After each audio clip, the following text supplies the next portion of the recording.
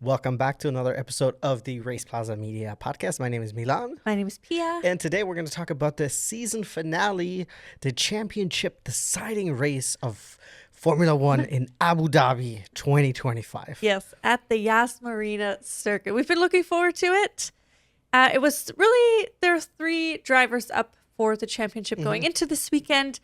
I think Lando was going into this weekend as the favorite because he was the overall championship leader. Behind him was Max Verstappen, and then behind him was Oscar Piastri.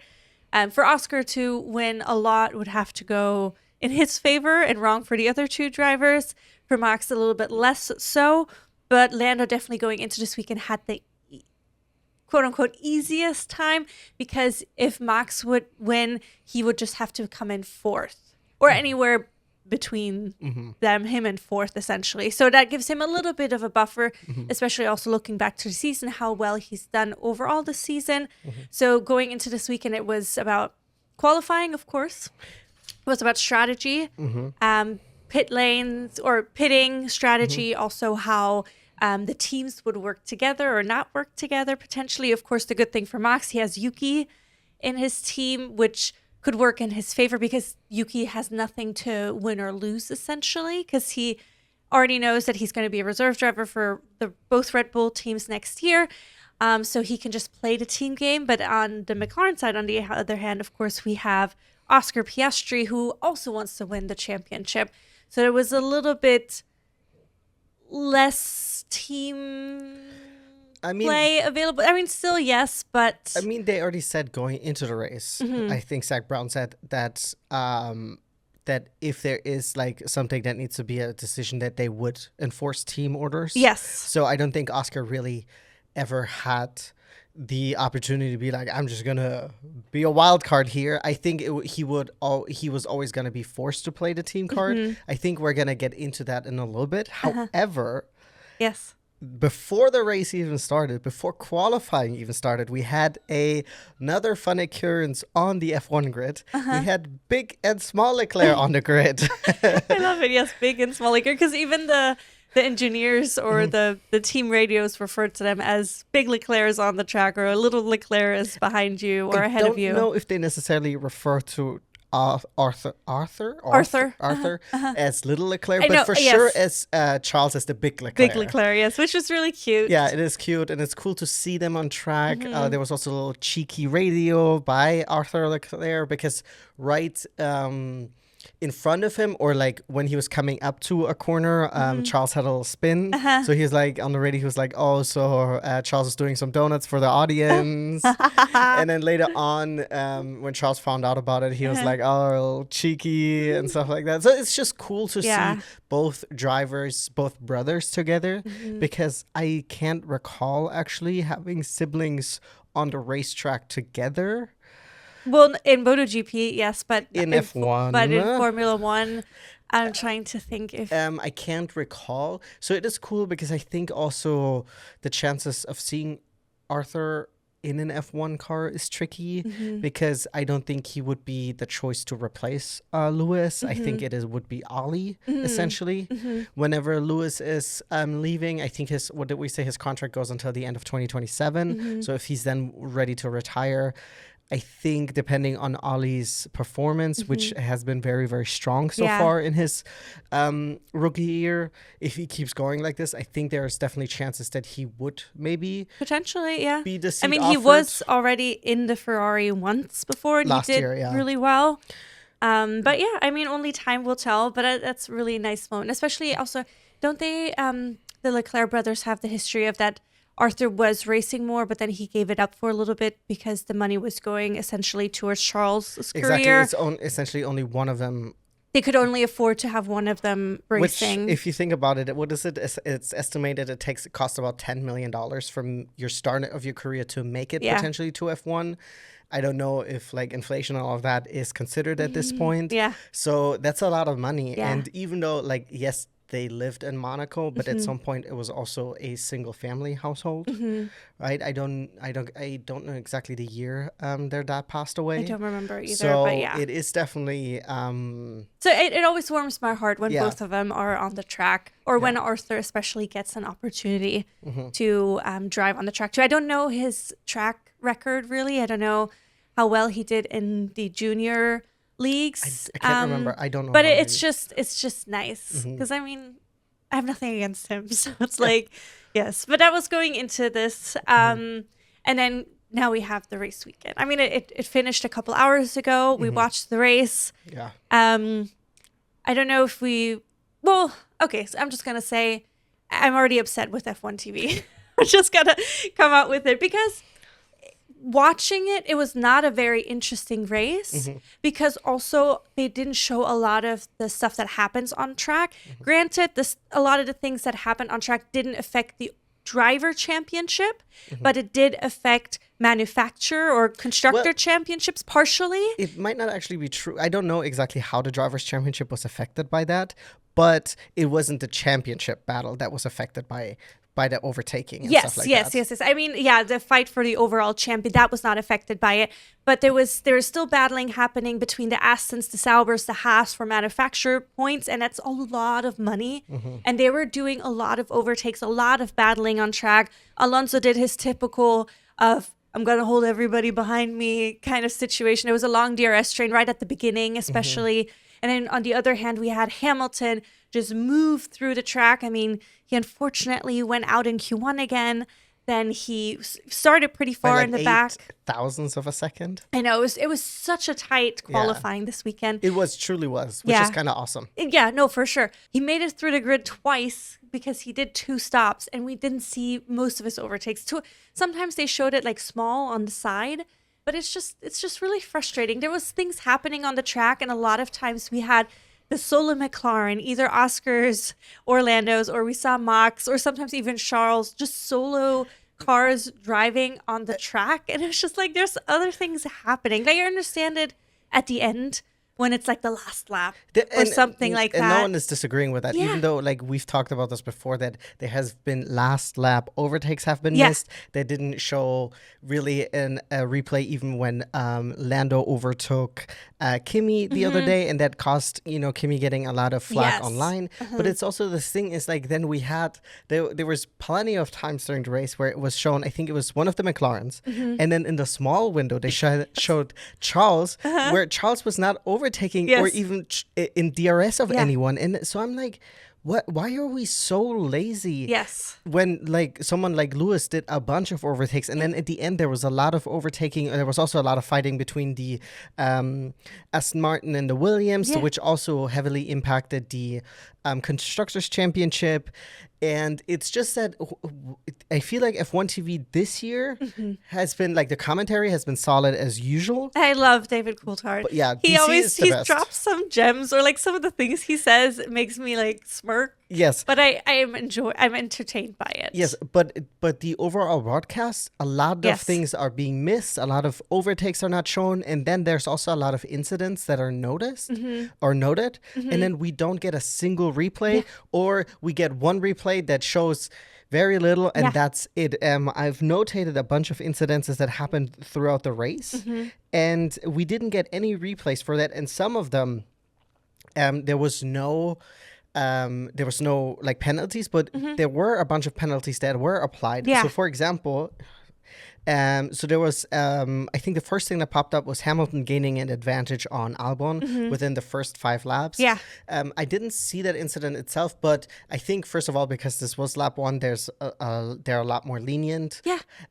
But it's like they didn't show any of that. Then they showed one replay of the start, but mainly focusing on the top 3 drivers and also Russell, because he had lost a couple of positions at the front.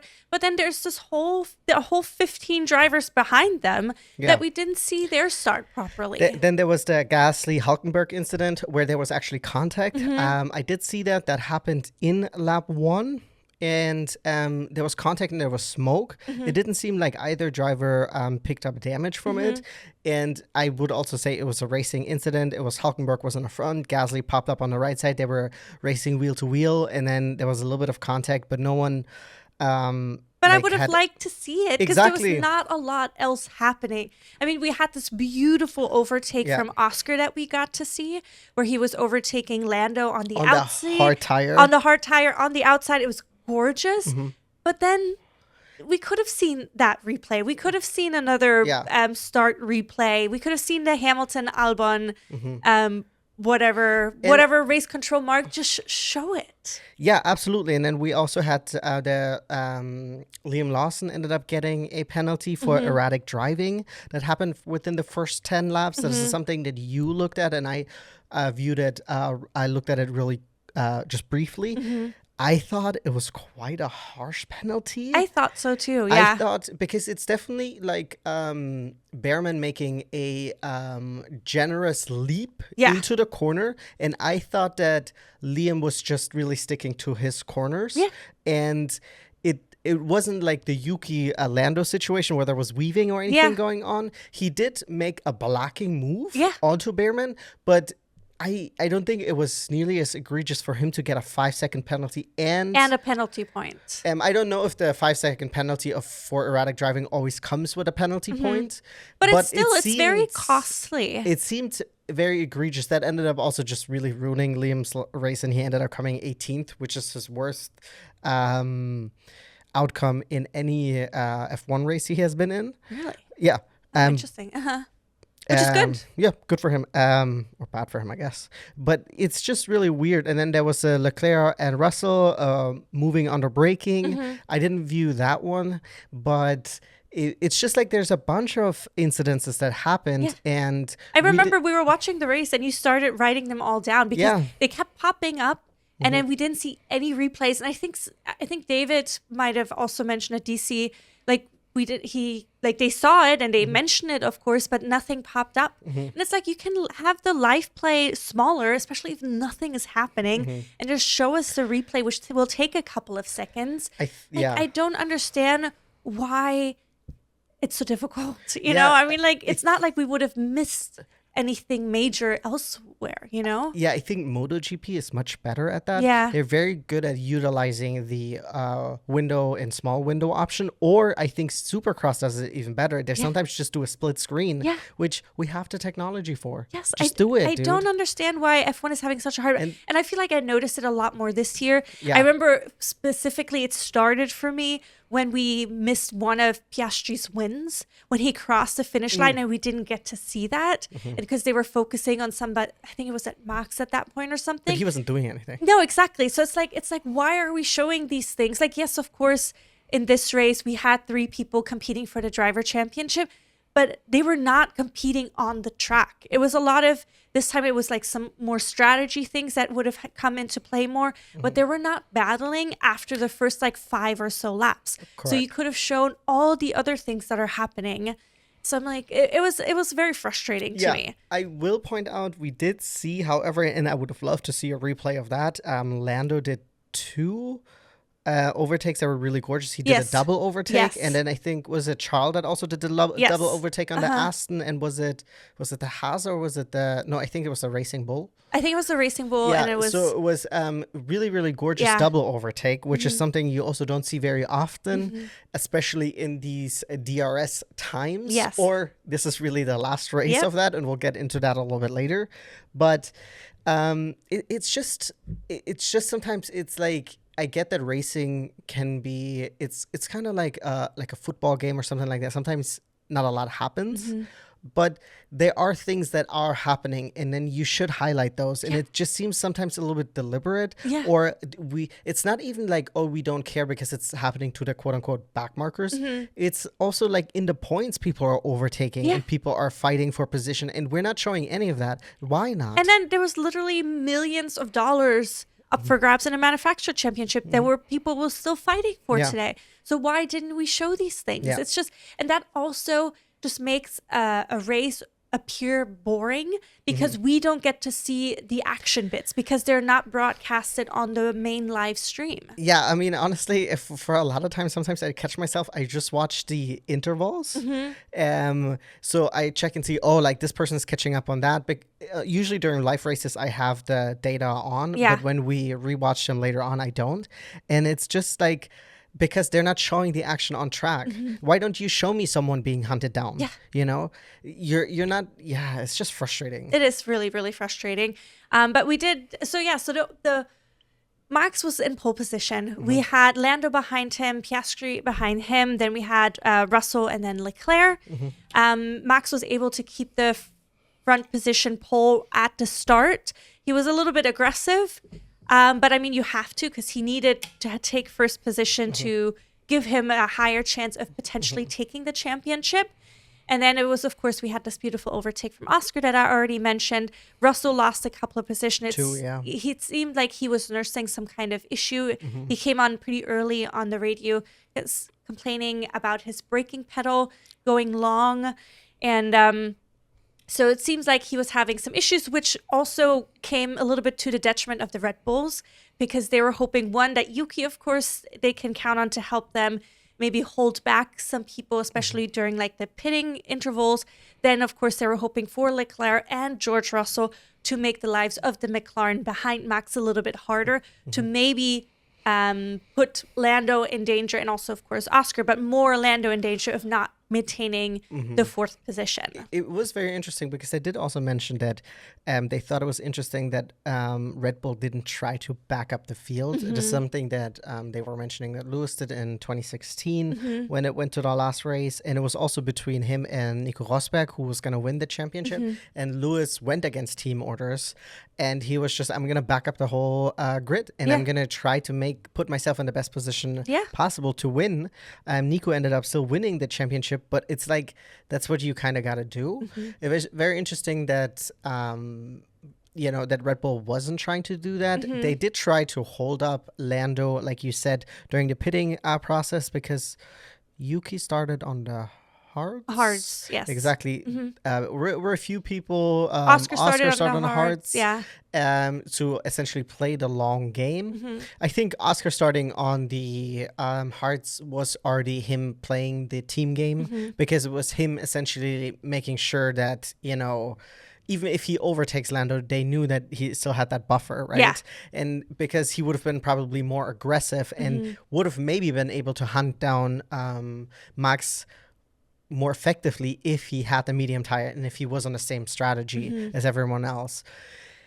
Yeah, and then then we had Lando finished third in the race, and that also means that Lando is the 2025 World Drivers' Champion of the Formula One season. Yes, he's officially the 35th F1 champion in F1 history. The third British champion. Oh, nice. And I forgot how many McLaren champion he is. I mean, there's been many McLaren champions in history. Lewis was the last one. Has there been that many? Yeah. They named them earlier. This was a lot? Yeah. It was like a good handful. Yeah. So, Lewis was the last time in 2008. Yes. So, what is that? A couple of years. Yeah. But congratulations to him. We were talking about it. 17 years. We were talking about it earlier, that there's, like, I'm happy for Lando, because, of course, on one side, it's like, you've been dreaming about this. You've been working towards this your entire life. Yes, maybe you've had a leg up because your family is rich and you have a very supportive family, but you still have to have the skills and the drive, and you have to put in the work. I mean, saying he has a leg up because of his family, I mean, that's a huge... You start on level 10 probably. No, of course. But still, this is not taking away from I'm saying he worked towards it and he made it happen, and clearly you could tell how much it means to him. I mean, just the joy, the tears, the happy tears, and the gratitude he expressed. He understood that it's not just him, he did it, and he did it for the people who've been supporting him for this long time. I mean, and you also have to give it to Lando. Lando stuck with a McLaren team that was garbage. They used to have an engine that got worse throughout the race. And he stuck with them, and I'm sure he would have had the opportunities to go somewhere else. He had the opportunities to go to Red Bull. Yeah, and I mean, Sainz went to Ferrari, right? Which also, I know in hindsight, it's like, well, Ferrari's like, they're massive. But let's be real, if you get the opportunity for a race in a Ferrari Formula One car, you're probably going to take it, No matter how much we are criticizing Ferrari deservedly so, Yeah. right? But it is, when you get that opportunity, you'll take it, right? And he stuck with them through the good and bad, and it worked out for him. And even though, like, I say it, and I said it many times, that Lando was not the person I wanted to win, and not really the person that I was rooting for, but he, in the end, he is the driver who scored the most amount of points, and you cannot discredit how strong he has been, and also how consistent. Yeah. Yes, of course, there were mistakes. Yes. Everyone has made Yes. mistakes, right? Big But- one in Canada. yeah, but it's like, but he still won, you know, and that's all that really matters in the end. No. Yeah, I think it's also funny in a way, because last year we were, with our bingo, we were rooting for him so hard to have his first win. And he was in the middle of our bingo card. Yes, Yeah. exactly. And then this year we're not as happy that he won. I think that my biggest issue is, and we talked about it briefly, and we also chatted with our friends in our group chat about it. It's like there's just this little bit of bad taste in my mouth, but it's not because of Lando, it's because of how McLaren has been acting this season. Yes. Because I think they definitely hurt Oscar. Yeah. And they hurt his chances of winning. I mean, you never know. Like, I mean, it's over now. You can't change it. We'll see whatever happens next season. But there are definitely some things they've done and things they've asked Oscar, to do that hurt him and his championship chances. They took away points from him. Yeah, it seemed just like in general, and I also don't know if because Lando has been there longer, that the loyalty was leaning more towards Lando. And once again, I'm not faulting Lando for this. That is just, you know, he's still an excellent driver, and he still won races, and he qualified in P1 and all that stuff. Yeah. Right? So that it was all him. But it does feel a little bit where I hope that next year, we obviously don't know how the cars are going to be, if McLaren is going to be competitive. None of us know who's going to be competitive, right? Everything that we hear are rumors at the moment. But I do hope that I want that if there's going to be teammates fighting again, right? Especially like if it's going to be Oscar and Lando, I hope Oscar is not willing to just roll over like he did, because it's like in 2016, like Lewis was defying team orders because I'm like, I want to win. Yeah. And in the end, you already banked the Constructors' Championship, which should be the number one concern, right? And then everything else is like, I want to win, and I'm not going to play nice anymore, and I am not going to let you pass because you had a slow pit start, right? And he's allowed to make contact with me, but I'm not, you know? Yeah. So it's all these little things, and once again, not faulting Lando, and I think like you said, the bad taste in my mouth, or in our mouths, it's weird.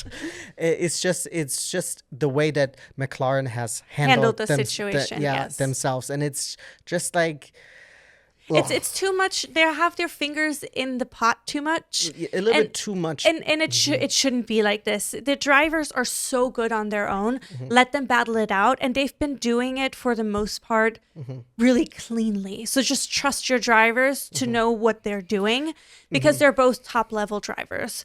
But I think that's all I want to say about it. Congratulations to Lando. Fantastic I mean, also, performance. Like, what an incredible season this has been. Going into the season, I didn't think that it would be this exciting, especially looking back at the couple of seasons that we've been especially through. coming from like also 2023, which was like Max winning 22 races out of 24 or some shit, right?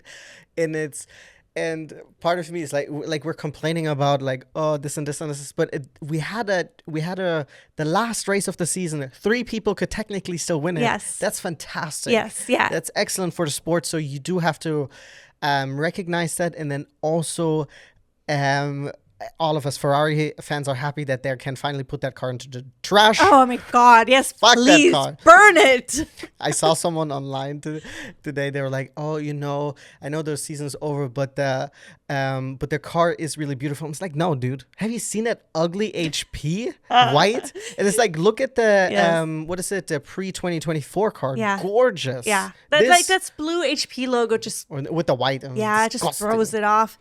But I mean, yeah, I'm just glad it's over. For Ferrari. Yeah, for Ferrari specifically. But we had like Lando and Oscar both won 7 races this year. Max had an incredible second half of the season, now winning his 8th win today. And it was just, I mean, this also shows again consistency is key, right? Yeah. Lando didn't win the most amount of races, right? It's kind of like what we had with Jorge Martin in 2024. He didn't win the most amount of Grand Prix, but he showed up the most, right? He was Mr. Saturday, and Mr. Consistent, right? And in the end, that's what wins you championships. Yeah. So no, I think it was overall a really exciting season. Absolutely. So I'm so looking forward to next season. Yeah. But we'll talk about some racing news first before we get into what to look forward to for 2026. Yeah. So